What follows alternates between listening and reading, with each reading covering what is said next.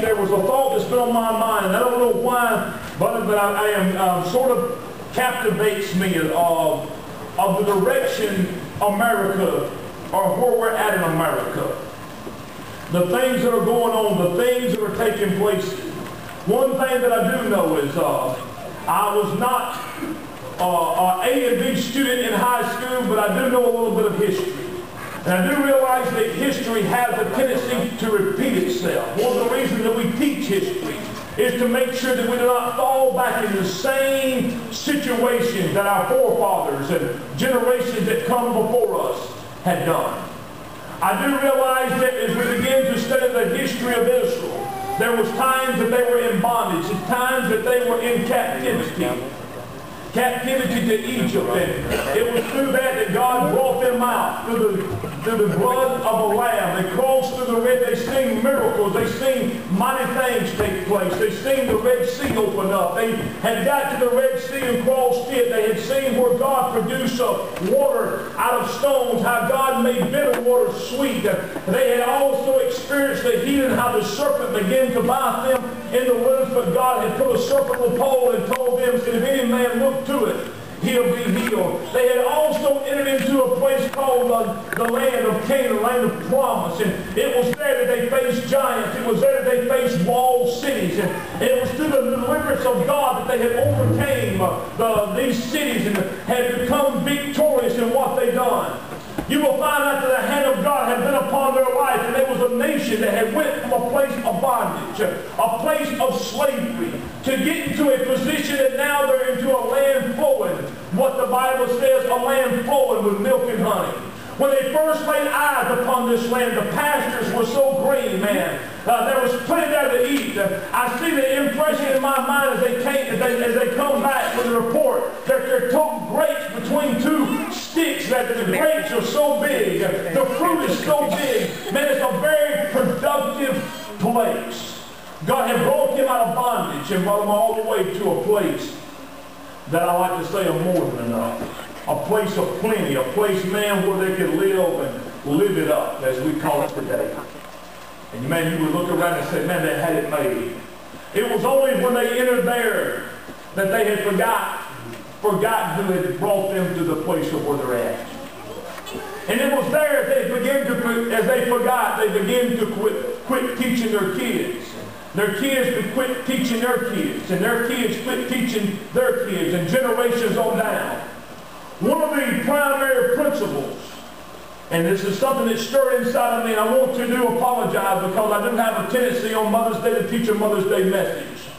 But last week, and the starting of before last week, God has really been dealing with me on this topic. Last week we spoke of in the book of Jeremiah about drinking from a broken glass, how Jeremiah had begun to tell the people, and God had forewarned them, said, y'all have changed me or exchanged me from the river of living water to drinking out of a broken cup. Water cup that cannot hold water.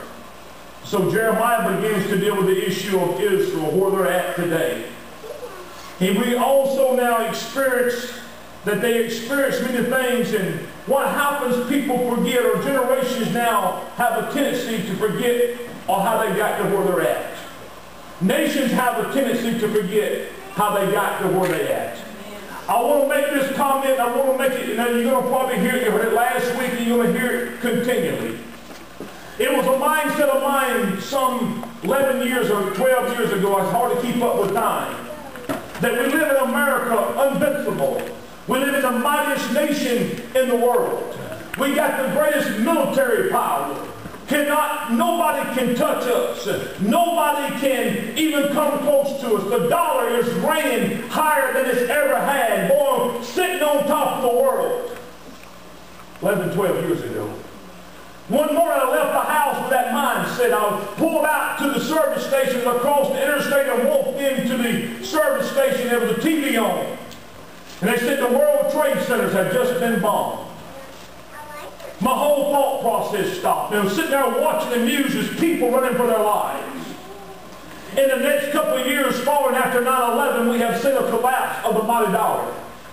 We have now begun to experience that we are very vulnerable.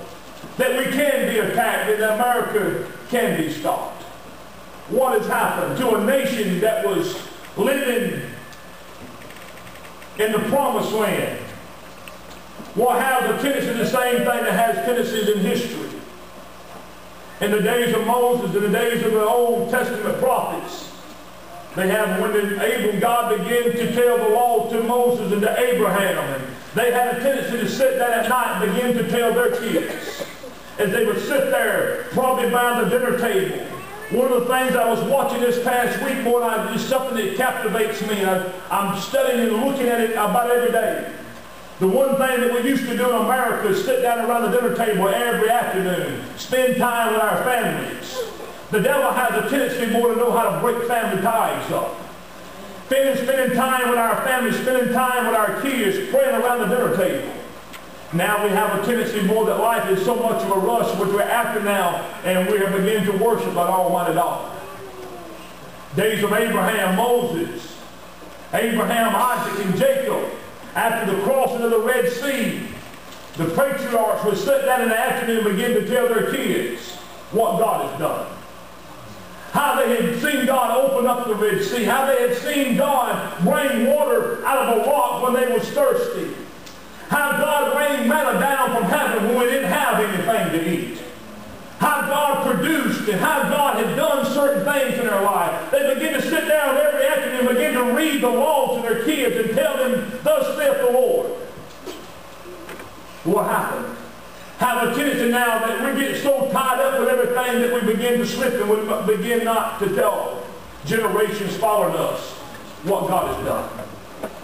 Now we're raising up a generation that no longer even knows about Jesus.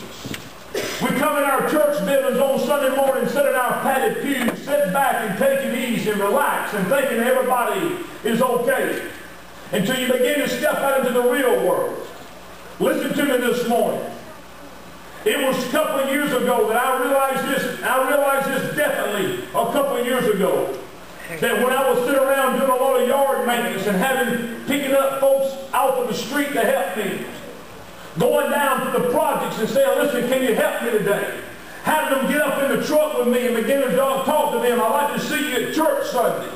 And they begin to tell me, what do you do at church? Who do y'all talk about at church? Not even knowing who Jesus Christ is, the Lord and Savior, the Redeemer of our lives. Something has happened. Something's been broken up. The church sits back, relaxed in our padded pews. Nobody prays. Nobody seeks God. Everything's all right.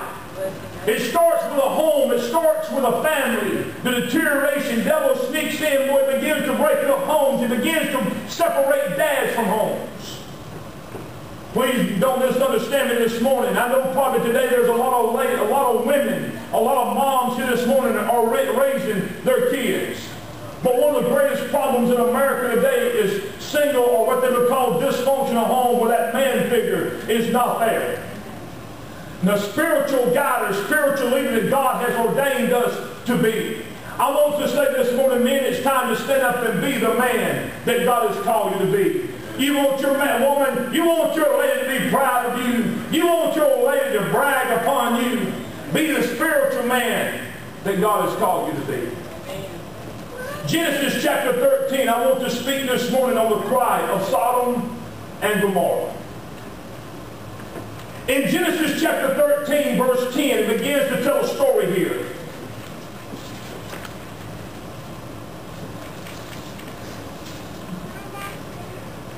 And he said, Lot lifted up his eyes and beheld all the plain of Jordan, and it was well watered.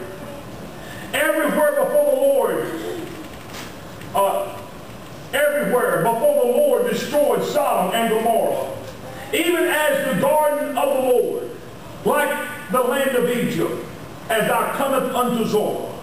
What he did make mention of here, and I want to make a point of this, he makes a mention of what it was before, but he also makes a mention of what it was afterwards. He said that the land that was a garden. Maybe when I read this, I thought of the Garden of Eden, how luscious and how pretty that it was. He said this was before God destroyed Sodom and Gomorrah. even as the garden of the Lord, like the land of Egypt, as I cometh unto Zorah. Then Lot chose him all the plain of Jordan, and Lot journeyed east. And they separated themselves the one from the other. Abraham dwelt in the land of Canaan, and Lot dwelt in the city of the plain, and pitched his tent towards Sodom. But the men of Sodom were wicked and sinners before the Lord exceedingly. And the Lord said unto Abraham, after that Lot was separated from him, lift up thy eyes and look from the place where thou art northward and southward and eastward and westward. I want to say this morning. It was another sermon, but I wrote this down in my notes as God had begun to speak to Abraham. He told Abraham, look from beyond where you're at. Do not focus on where you're at this present time, but look beyond where you're at. In the book of Genesis, chapter 18, turn over a couple of chapters, we notice here that when God began to tell them to separate, it was something that caught the eye of Lot. Maybe the bright lights, maybe things that catches our eyes so many times. We're looking at the bright lights and the fast money, the fast cars, nice homes, and all the glitter of life. That's what we're looking. That's what catches people's eyes. It's what people want to see. They want to see diamonds and gold. This is what we're after most of the time. Maybe this is what Lot's seen. He's seen something in the land of Sodom that caught his attention. But what he also